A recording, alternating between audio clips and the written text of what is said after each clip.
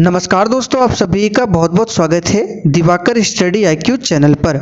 तो दोस्तों, आज हम लोग रीजनिंग का प्रैक्टिस सेट नंबर 13 को सॉल्व करेंगे, जो कि साथियों आने वाले सभी प्रतियोगी परीक्षाओं के लिए काफ़ी ज़्यादा इम्पॉर्टेंट होगा। यदि आप किसी भी कॉम्पिटिटिव एग्जाम की तैयारी करते हो तो रीजनिंग का ये क्लास आपके लिए बहुत ही ज़्यादा महत्वपूर्ण होगा, क्योंकि साथियों इस प्रैक्टिस सेट में हम आपको जितने भी क्वेश्चन कराते हैं बिल्कुल इसी टाइप के क्वेश्चन आपके एग्जाम में भी पूछे जाते हैं।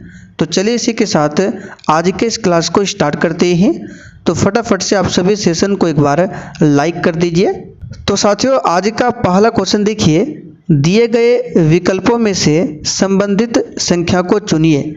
यहाँ पर देखिए जिस प्रकार 7 से 45 बना हुआ है उसी प्रकार आपको बताना है 5 से यहाँ पर कौन सी संख्या बनेगा। तो बहुत ही सिंपल सा क्वेश्चन है, आइए इसको सॉल्व करते हैं। तो देखिए 7 से 45 कैसे बनेगा, तो एक हम यहाँ पे कर सकते हैं 5, अगर 7 का स्क्वायर कर दें तो कितना होता है 49, और 49 में अगर 4 को माइनस कर दें तो होता है 45। तो एक तरह से 45 ये बन सकता है। अब ठीक इसी रूल को हम लोग 5 में लगाएंगे, तो 5 का भी स्क्वायर कर देंगे और इसमें 4 को घटा देंगे, तो 5 का स्क्वायर 25 और 25 में 4 घटेगा तो 21। तो देख सकते हैं एक भी ऑप्शन में 21 नहीं है, यानी कि ये मेथड हमारा काम नहीं करेगा। अब और हम लोग क्या सोच सकते हैं, एक काम कर सकते हैं, 7 से जो 45 बना हुआ है तो 7 में हम अपने मन से 6 से गुना कर देते हैं, तो कितना हो जाएगा 7 छंग 42, और 42 में अगर 3 को ऐड कर देते हैं तो बनता है 45। ठीक इसी प्रकार देखेंगे, अगर 5 को 6 से गुना कर देते हैं तो होता है 30, और 30 में अगर 3 को जोड़ देते हैं तो बन जाता है 33। जिस प्रकार ऊपर वाला में हमने 6 से गुना किया और 3 को जोड़ा, उसी प्रकार 5 में हमने 6 को गुना करके 3 को ऐड किया तो हमारा बन रहा है 33, जो कि देख सकते हैं साथियों सी ऑप्शन में दिया हुआ है 33। एक निश्चित कूट भाषा में एडमिट को BFPMY के रूप में कूटबद्ध किया जाता है, तो उसी कोड में कार्ड कैसे लिखा जाएगा आपको बताना है। इस टाइप के बहुत सारे क्वेश्चन हमने प्रैक्टिस सेट में ऑलरेडी कवर किया है, इसलिए साथियों आपसे बोलते हैं आप लोग डेली एक प्रैक्टिस सेट को लगाइए। क्लास टाइमिंग ध्यान रखना है, डेली शाम 7:30 बजे से। तो आइए इस क्वेश्चन को सॉल्व करते हैं। तो यहाँ पर सबसे पहले हम लिख लेते हैं एडमिट ADMIT, और इससे मिलकर बना है BFPM और Y। तो ध्यान से देखेंगे, A के बाद लिखा है B, यानी A में अगर +1 कर देते हैं तो बनता है B। D की बात करें तो D का पोजीशन आप सभी जानते हैं 4 होता है, और F का पोजीशन कितना होता है, तो D के बाद देखिए यहाँ पे होता है 6, F आता है आपका 6ठे स्थान पर। ठीक है, तो अगर 4 में अगर 2 को ऐड कर देते हैं तो बनता है F, यानी कि D के बाद E के बाद F। M की बात करें तो M से यहाँ पे देखिए P बना है, M में अगर +3 कर देते हैं तो P बनता है, कैसे NOP, देख सकते हैं 3 जोड़ने पर P बन रहा है। उसी प्रकार I की बात करें तो I का पोजीशन 9 होता है। ठीक है, और यहाँ पे लिखा हुआ है M, अगर इसमें हम +4 ऐड कर देते हैं तो होता है 13। ठीक है, 9 4 13, और M का स्थान कौन सा आता है 13। ठीक है, और L की बात करें तो L का पोजीशन है 12, और Y का पोजीशन यहाँ पे इसमें अगर +5 कर दे Y में, तो L में अगर +5 ऐड करते हैं तो बनता है Y, यानी L के बाद 5 लेटर आगे जाएंगे तो बनेगा Y।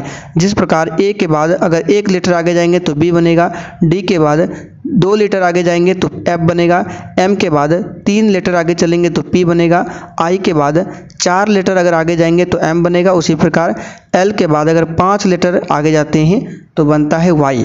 तो इसी प्रकार हम लोग कार्ड को लिखेंगे, तो यहाँ पे लिखते हैं CARD। तो C के बाद हमको क्या लिखना है D।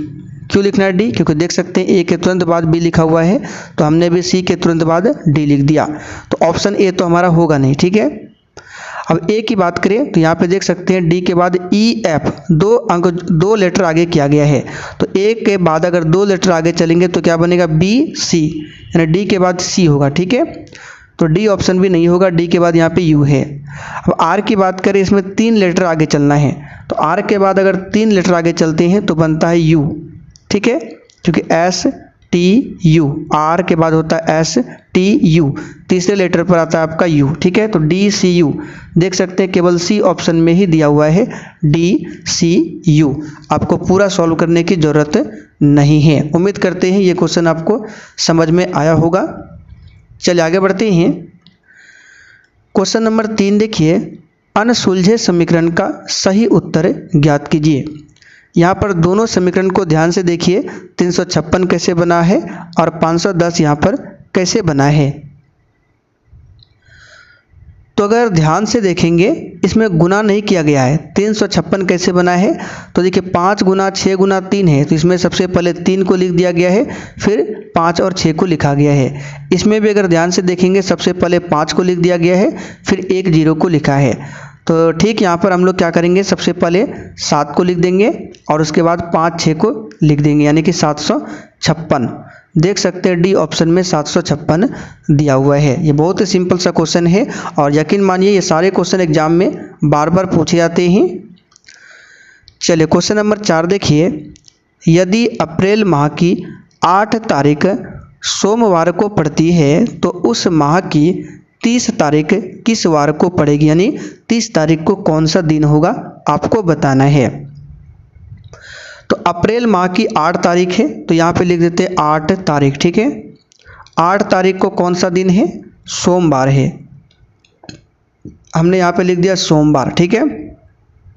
अब बताइए 8 तारीख को सोमवार है, तो 8 के बाद अगले सप्ताह कितना होगा, 15 तारीख होगा, क्योंकि सप्ताह 7 दिनों का होता है। तो 15 तारीख को क्या होगा, फिर से रिपीट होगा सोमवार, क्या हो जाएगा सोमवार।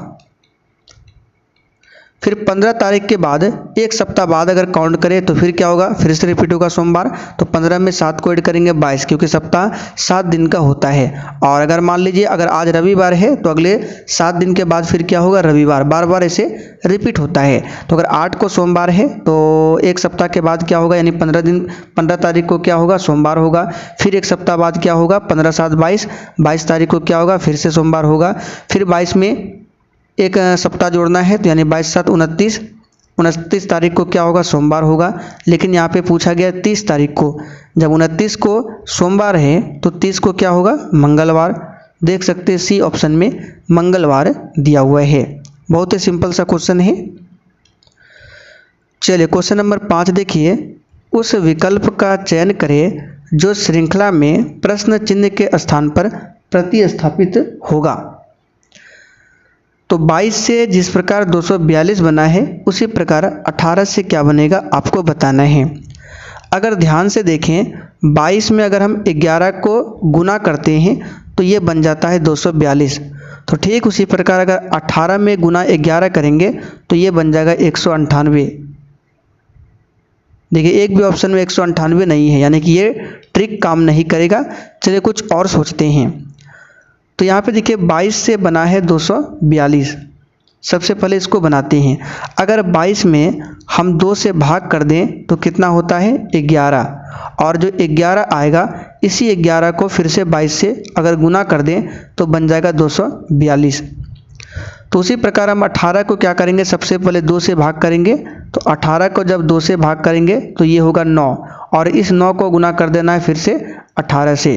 तो 18 गुना 9 होता है 162।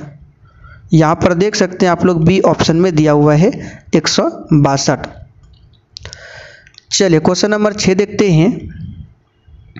नीचे दी गई श्रृंखला श्रेणी में प्रश्नवाचक चिन्ह के स्थान पर कौन सी संख्या आएगी आपको बताना है। तो यहाँ पर देख सकते हैं जितनी भी संख्याएं हैं, बहुत बड़े बड़े संख्या यहाँ पे 89 67 87, 1 2 3 4 5 6, इसमें 6 है। 1 2 3 4 5, इसमें 5 है, इसमें 4 है, इसमें 3 है। तो इसके अगले बाद क्या होगा, 2 होगा, लेकिन ऑप्शन सभी में 2 है।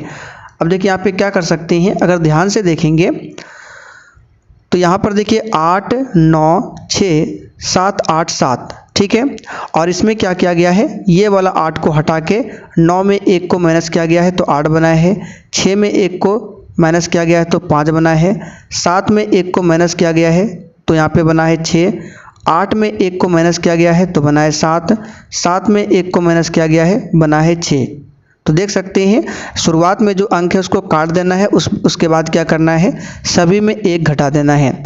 अब आइए इसमें चेक करते हैं। तो 88, 5, 6, 7, 6, ठीक है, सॉरी 1 सेकंड रुक जाइए। चलिए, तो ये तो देख लिया हमने कैसे बना। अब यहाँ पे देखिए फिर इससे ये बना है। तो सबसे पहले क्या करेंगे, फर्स्ट अंक को काटना है, उसके बाद 5 में 1 को माइनस करेंगे 4, 6 में 1 को माइनस करेंगे 5, 7 में 1 को माइनस करेंगे 6, 6 में माइनस 1 करेंगे 5।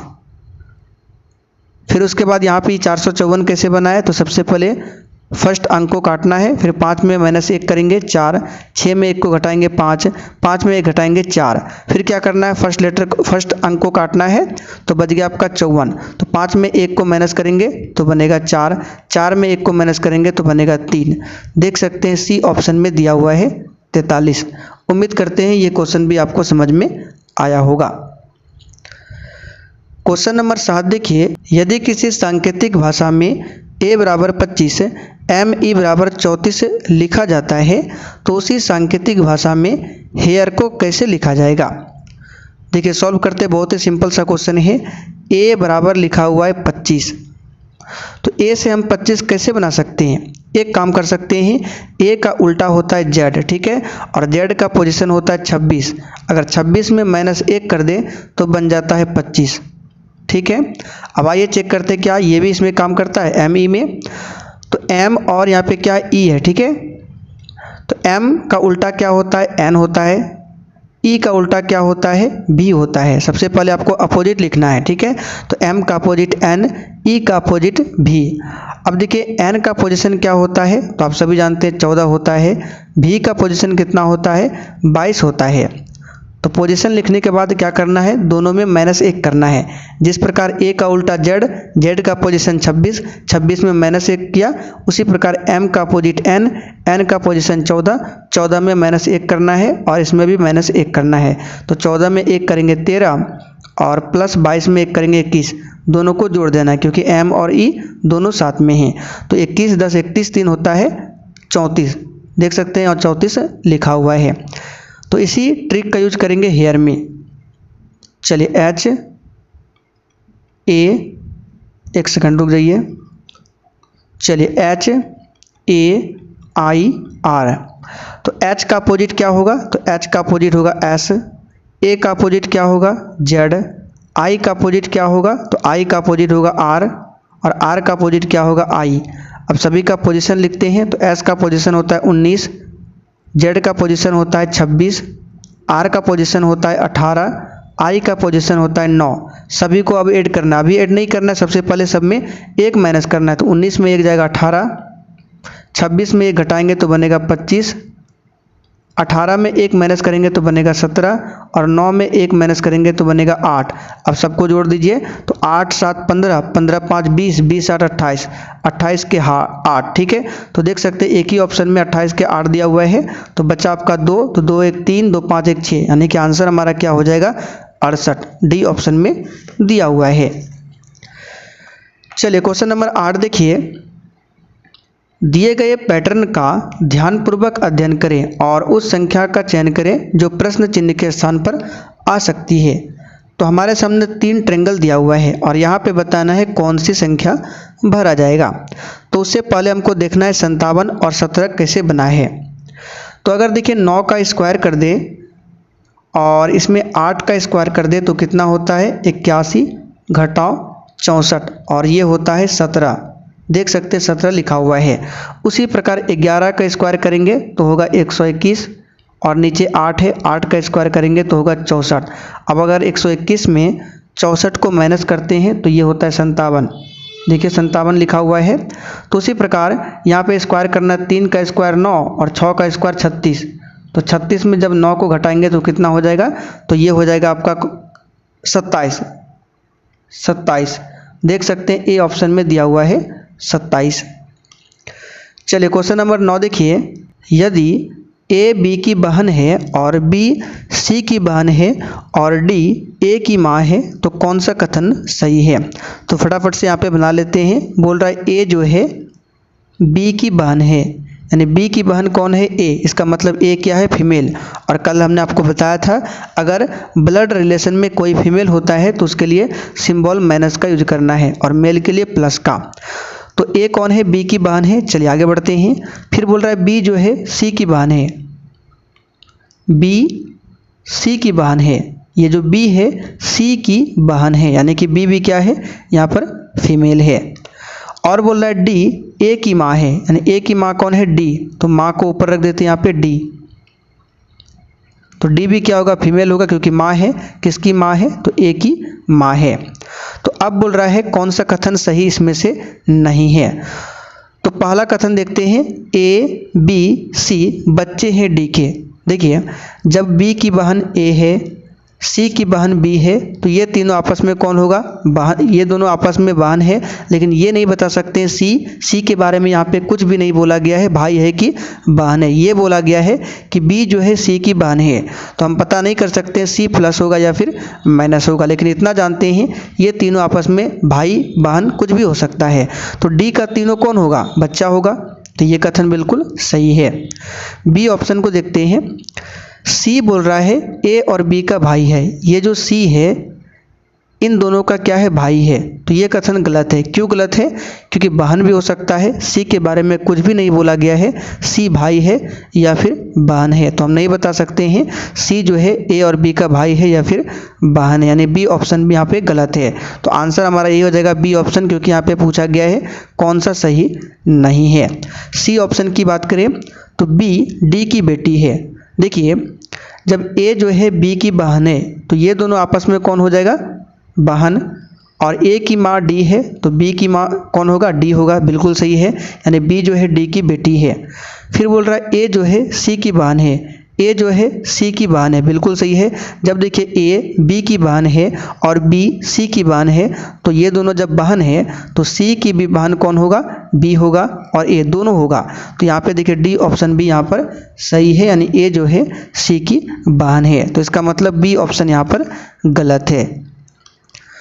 आखिरी क्वेश्चन देखिए, निम्नलिखित प्रश्न श्रृंखला श्रेणी में प्रश्नवाचक चिन्ह को ज्ञात कीजिए। तो अगर यहाँ पे ध्यान से देखेंगे, एल का पोजीशन 12, आई का पोजीशन 9, पी का पोजीशन 16, एम का पोजीशन 13, टी का पोजीशन 20, क्यू का पोजीशन 17, एक्स का पोजीशन 24। तो आगे बताना है क्या होगा। तो ध्यान से पैटर्न को देखिए, 12 के बाद 9, 9 के बाद फिर 16, 16 के बाद 13, फिर 20। तो यहाँ पर अगर श्रृंखला को देखेंगे तो एक बार घट रहा है, एक बार बढ़ रहा है। तो इसके लिए हमने आपको एक ट्रिक बताया था कि अगर जब घट और बढ़ दोनों रहा है तो आपको एक अंक छोड़कर आगे निकल जाना है। तो 12 के बाद 9 को छोड़ के आगे निकल जाइए तो 16, यानी 12 में 4 को ऐड करेंगे तो बनेगा 16, 16 में फिर 4 को ऐड करेंगे तो बनेगा 20, और 20 में फिर 4 को ऐड करेंगे तो बनेगा 24, और फिर 24 में 4 को ऐड करेंगे तो बनेगा 28। लेकिन हमको ये वाला बताना है, ना कि ये वाला। तो इधर से हमको लेना पड़ेगा। तो आई का पोजीशन 9 है, तो 9 से यहाँ पे देखिए 13 बना है, इसमें भी प्लस 4 किया है। एम से बना है 17, यानी 13 से 17, इसमें भी 4 है। तो 17 में फिर 4 जोड़ेंगे तो बनेगा 21, और 21 का पोजीशन आता है यू। देख सकते हैं बी ऑप्शन में यू दिया हुआ है। तो चलिए साथियों, आज के लिए इतना ही। तब तक के लिए जय हिंद,